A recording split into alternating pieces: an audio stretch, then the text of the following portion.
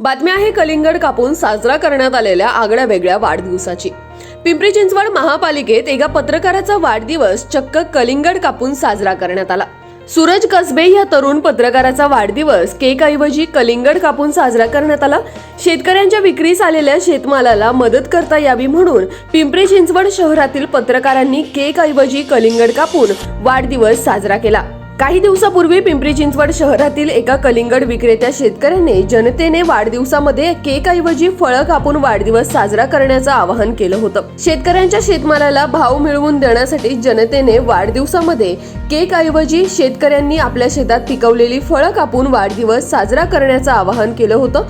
त्याच शेतकऱ्याच्या आवाहनाला साथ घालत पिंपरी चिंचवड शहरातील पत्रकारांनी केक ऐवजी कलिंगड कापून वाढदिवस साजरा केला।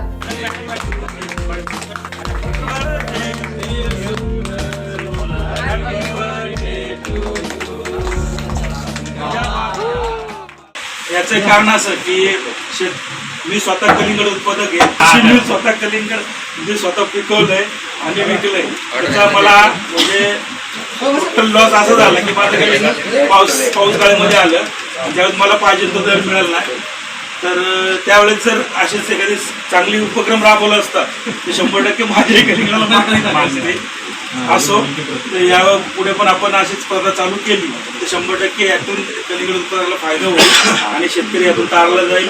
माझ्यासारखा अजून पुन्हा एकदा प्रयत्न करेल शेती करण्याचा कलिंगडाची विशेष म्हणजे। तर मी पुन्हा एकदा या ठिकाणी सूरजला शुभेच्छा देतो।